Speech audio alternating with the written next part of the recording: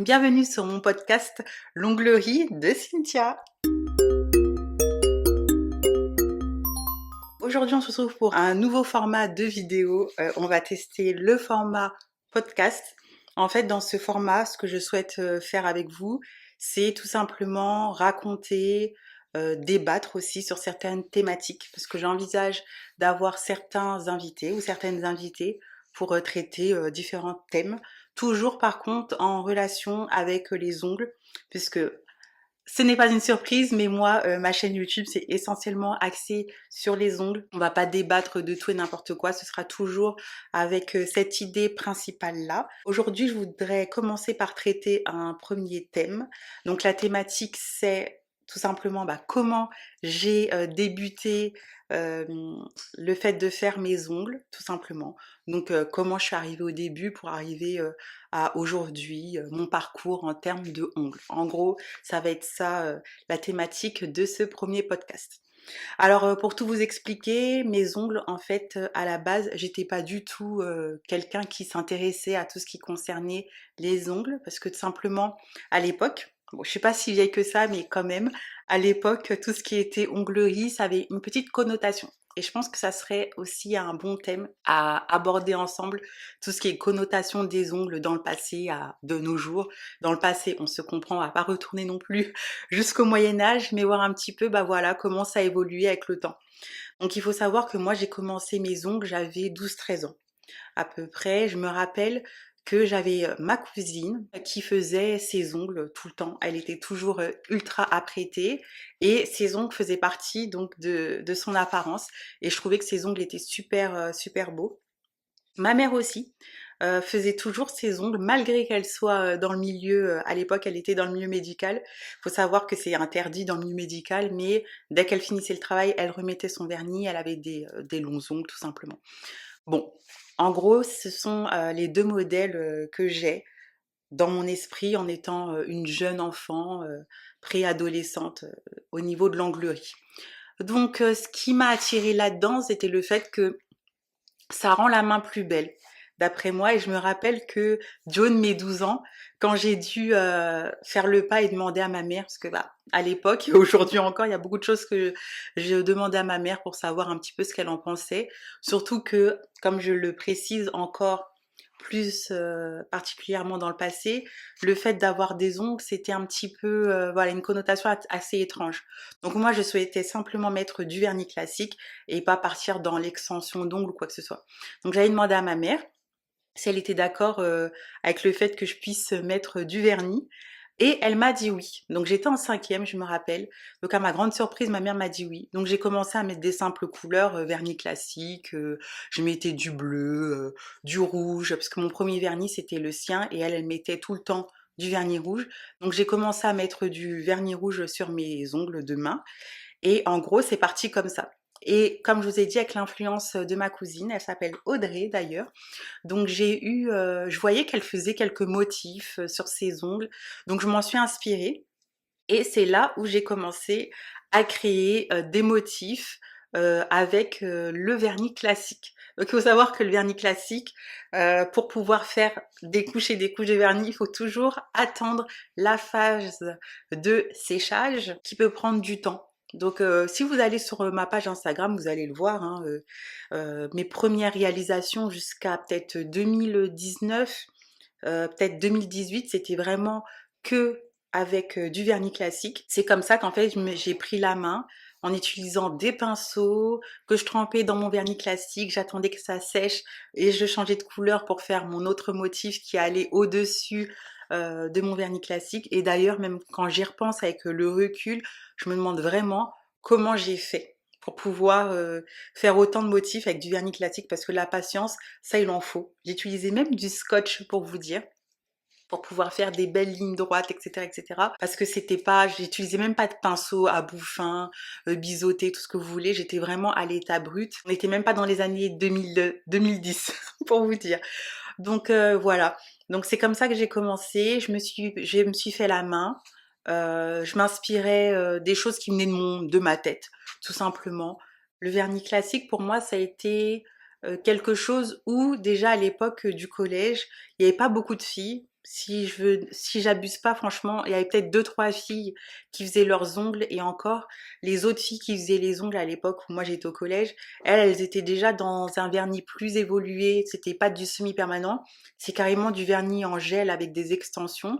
Ce que moi je pratiquais pas parce que j'avais du coup des ongles qui poussaient naturellement grâce au fait de mettre du vernis classique. Je me rappelle que tout le monde me disait «Oh, tes ongles, ils sont trop beaux», etc., etc. Déjà, rien qu'au collège, j'avais mes copines qui voulaient parfois que je leur fasse les ongles. Donc certaines, elles venaient chez moi, je m'amusais à faire les ongles sur elles.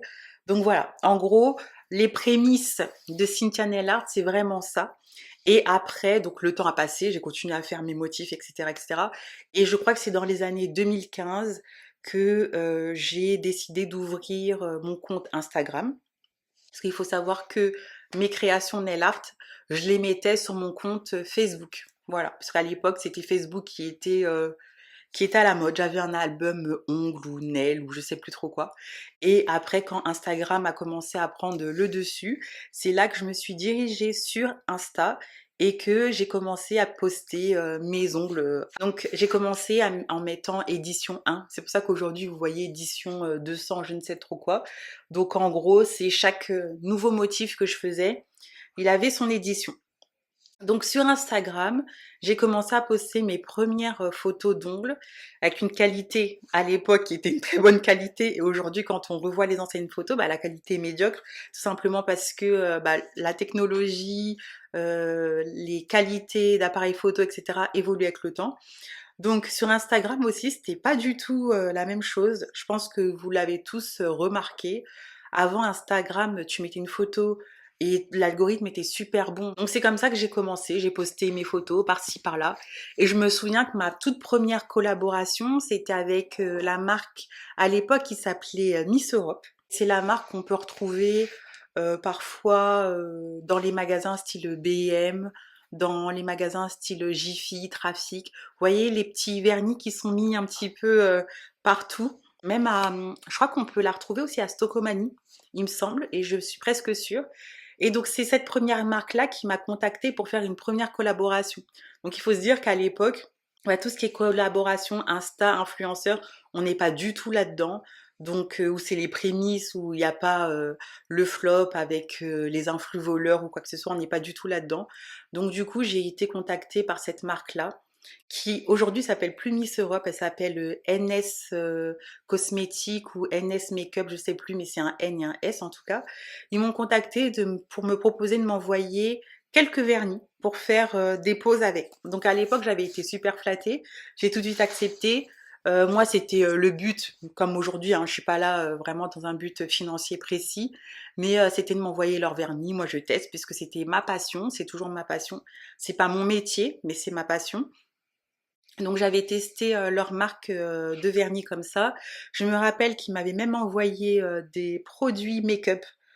Si je me rappelle bien, j'avais reçu un rouge à lèvres ou je ne sais quoi. Parce qu'en gros, cette marque-là, Miss Europe à l'époque, avec son nom à l'ancienne, c'était Miss Europe et ils étaient dans tout ce qui était cosmétique, aussi bien dans les ongles que dans le make-up. Donc j'ai commencé comme ça. Et puis, ce qui s'est passé par la suite, c'est que ça a bien fonctionné. Ils m'envoyaient de temps en temps leurs produits. Et bizarrement, il a fallu que ce soit l'époque où les réseaux sociaux prennent encore un peu plus d'ampleur et où en gros, quand tu mets une publication, bah, tu es facilement vu, facilement répertorié. Et les histoires de niche, ça existait déjà. Donc du coup, ce qui s'est passé, c'est que peut-être en 2000, honnêtement, je sais plus les dates, peut-être 2019, 2018, j'ai été contactée cette fois-ci par une marque de semi-permanent. Il faut savoir que le semi-permanent, bah, je ne m'y connaissais mais vraiment pas du tout. Et en fait, j'ai dû un petit peu bah, me renseigner, voir un petit peu bah, à quoi correspondait le semi-permanent et tout et tout. Donc ils m'ont contacté, c'était la marque Méanel Paris à l'époque. C'est une marque qui n'existe plus à l'heure où on parle, mais elle a tenu peut-être au moins 6 années, un truc comme ça. Donc du coup, j'ai été contactée par la marque Méanel Paris pour tester leurs produits. Je me suis dit, mais moi je suis plus sur la gamme ondes naturelles, donc ça me dérangeait un petit peu. Ils m'ont expliqué, en fait c'est toujours tes ongles, hein, c'est juste du vernis qui durcit sous lampe LED UV et voilà, c'est un vernis qui dure plus longtemps. comme vous savez, bah, je suis enseignante, hein, donc du coup, le temps libre pour commencer à faire ses ongles pendant 4 heures, le temps d'une après-midi, ce sera peut-être plus d'actualité. Donc je me suis dit, ok, pourquoi pas. J'ai accepté leur collaboration. Donc j'ai commencé par tester, c'était une couleur un peu violet et une couleur un petit peu rosée. Il me semble que c'est mon premier nail art avec la marque Manel Paris. Et, enfin nail art on s'entend, je fais pas non plus des trucs de fou, mais avec le semi-permanent. Du coup, franchement, première utilisation, j'ai été ultra satisfaite. Déjà, le fait de pouvoir se laver à outrance, toucher de l'eau, machin, machin, sans avoir un ongle qui saute, enfin qui s'écaille, parce qu'avec le vernis classique, plus tu mets de couches et plus tu te retrouves avec des ongles qui sautent, en fait, parce qu'il y a trop de matière. Donc là, j'étais super contente. Je me rappelle, ça a été pour moi un coup de cœur. Je me suis dit, mais en fait, pourquoi depuis tant d'années, j'ai pas utilisé le semi-permanent? Et bah, la marque a été satisfaite du contenu que j'ai produit sur les réseaux sociaux et m'a proposé de me renvoyer 2-3 vernis. J'ai accepté, bien sûr. On est parti sur 2-3 vernis par-ci par-là et une collaboration qui après était un peu plus officielle puisque c'était régulier. En fait, je recevais régulièrement des vernis. Il n'était pas question de recevoir une contrepartie financière là-dedans. C'était juste bah, m'envoyer les produits et les mettre en avant sur mes réseaux sociaux. Au fur et à mesure du temps, bah, tout ça, ça a évolué et j'ai finalement été ambassadrice de la marque Méanel. Donc là, je testais toutes les nouveautés. J'en parlais sur mes réseaux sociaux et la collaboration du coup a évolué. C'était essentiellement sur Instagram. Je le faisais aussi sur YouTube puisque bah, c'est souvent comme ça que vous avez aussi découvert la marque Méanel Paris. On a fonctionné comme ça pendant des années. C'était vraiment super. Moi, j'ai adoré l'expérience ambassadrice, ongles. Et c'est comme ça bah, que je me suis ensuite, pendant la période du confinement, donc 2020, lancée sur YouTube. Parce que c'était une période où en fait, je travaillais. J'étais toujours au travail, mais en fait, les élèves n'étaient pas là. Donc, on était en visio. Donc, c'était vraiment différent. La manière de donner cours avait complètement changé. Du coup, je me suis dit, bon, bah, pour passer le temps, je vais essayer de me lancer sur YouTube. Il faut savoir qu'au départ, j'étais comme ça à l'idée de me lancer sur YouTube, alors qu'au final, en fait, ça fait rien du tout, ça change rien du tout. Clairement, on s'en fiche. Donc, je me suis lancée du coup sur YouTube en créant donc mes premières vidéos, comment faire pour pousser ses ongles, faire pousser ses ongles plus vite, ou je ne sais plus quelle est la vidéo avec laquelle j'ai démarré, et la collaboration du coup qui était initialement sur Instagram et aussi aller sur YouTube, et je vous ai présenté la marque Mianet Paris essentiellement sur YouTube. Et du coup, il y a eu également la marque Band Pretty. C'est une marque asiatique, il me semble, puisque j'ai été contactée. Il parlait anglais, mais c'est asiatique dans le fond, je crois. J'ai été contactée par cette marque-là aussi pour elle. Ils voulaient essentiellement des vidéos. C'est pour ça que sur mon YouTube, sur ma chaîne, vous voyez des vidéos avec la marque Bonne Pretty. Donc on est parti là-bas. C'est exactement le même système que je faisais sur Insta, mais sur YouTube. J'ai aussi eu la marque Madame Glam qui m'a contactée pour une petite collaboration. Et après, j'avais des collaborations qui touchaient plus forcément le semi-permanent. J'ai eu une collaboration avec la marque de bougies My Jolly Candle, etc., etc. Bah, j'ai fonctionné comme ça pendant quelques années, hein. Moi, ça, franchement, ça m'allait vraiment super bien. Et après, bah, ma vie personnelle a évolué. J'ai eu ma fille, donc là, j'ai un petit peu délaissé tout ce qui est réseaux sociaux. Aujourd'hui, bon bah le temps passe, hein, les réseaux maintenant pour moi c'est plus la même vocation qu'avant. Je le fais de temps en temps. Vous voyez, sur ma chaîne YouTube, il y a toujours des petites vidéos qui sortent par-ci par-là, mais je suis plus aussi régulière. Avant, j'avais 2 vidéos par mois, c'est-à-dire bah, une vidéo une semaine sur deux. C'était un créneau qui m'allait vraiment bien. Voilà, je me prenais pas la tête. Mais aujourd'hui, j'ai plus le temps. Honnêtement, j'ai plus le temps de faire du contenu aussi régulier et je préfère faire des choses bah, au moment où j'en ai envie et au moment où je les trouve les plus opportuns surtout pour pouvoir bah, vous proposer quelque chose qui est un petit peu plus qualitatif que faire des vidéos pour en faire. Avant, j'en faisais pour moi de qualité puisque j'avais le temps. Mais aujourd'hui, si je m'oblige entre guillemets à faire tant de vidéos par mois ou par semaine, je pense qu'en fait, ça va être quelque chose de bâclé pour dire tout et n'importe quoi. Aujourd'hui, mon compte Instagram est toujours d'actualité, où je vous propose bah, mon vernis, mes nail art, les nouveautés. Et ma chaîne YouTube, bah, comme on fait aujourd'hui, les hauls, tout ça c'est toujours sur YouTube.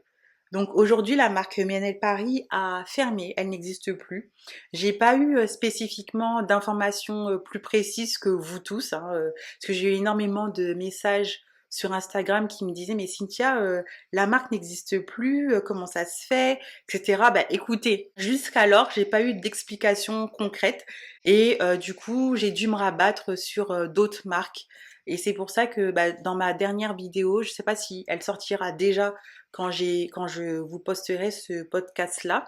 Mais en gros, j'ai cherché, j'ai dû faire des semaines, voire des mois de recherche parce qu'en fait, Mianel Paris, j'ai été contactée, j'ai pas été vers la marque, je connaissais même pas le semi-permanent, mais là, cette fois-ci, il fallait que de moi-même, j'aille me renseigner sur les marques, sur les normes, sur ce qui était bon pour la santé, pas bon pour la santé. Et c'est avec ces nombreuses recherches que je suis tombée sur la marque Lovanel System. Donc c'est une marque française. Je voulais utiliser une marque française. Pour moi, c'était important. Une marque française qui se préoccupe de l'environnement, qui fait attention à ses composants et surtout aussi une marque française qui est de qualité. Et ça, c'était pas forcément facile à trouver. Pas que les marques françaises ne sont pas de qualité, hein, mais qui avait un bon rapport qualité-prix. Parce qu'il y a beaucoup de marques françaises qui excellent, mais qui en fait demandent d'un point de vue financier énormément d'argent. Donc du coup, j'ai trouvé cette marque-là qui propose des pots de vernis à plus ou moins 10 euros l'unité. Et je trouve que c'est déjà pas mal. Voilà, mais ça reste quand même parmi les petits budgets, parce qu'il y a des marques de vernis qui proposent un pot de vernis de 10 millilitres, 15 millilitres à quasiment 20 euros. Donc il faut se dire que voilà, c'est autre chose. Donc cette marque-là, l'Ovanel System, bah, pour moi, elle rentre dans le rapport qualité et prix. Donc c'est pour ça essentiellement que je me suis dirigée vers celle-ci. D'ailleurs, ils font des vrais soldes. Voilà, j'ai eu des pots de vernis de 15 millilitres à 3,50 €. Donc je trouve que c'est pas négligeable.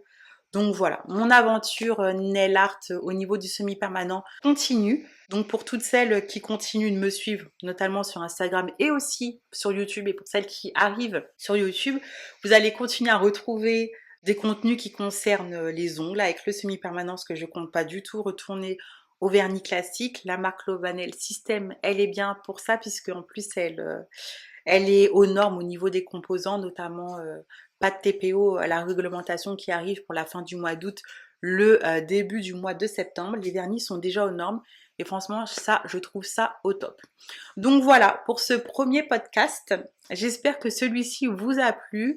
En tout cas, on va se retrouver prochainement dans le temps pour d'autres podcasts où on va débattre. Soit je serai toute seule, soit je serai avec des petites invités ou des petits invités pour traiter de la question de l'onglerie, de son sens large ou de son sens un petit peu plus restreint. Si ce podcast vous a plu, n'hésitez pas à vous abonner à ma chaîne YouTube parce que vous pourrez me voir pour discuter là-dessus. Et aussi, je mettrai ce podcast donc sur les plateformes de podcast. Voilà, on se retrouve bientôt pour un prochain podcast et sur ma chaîne YouTube pour de nouvelles vidéos et sur mon compte Instagram pour de nouveaux réels ou de nouveaux posts. En tout cas, moi, je vous dis à bientôt. Bye!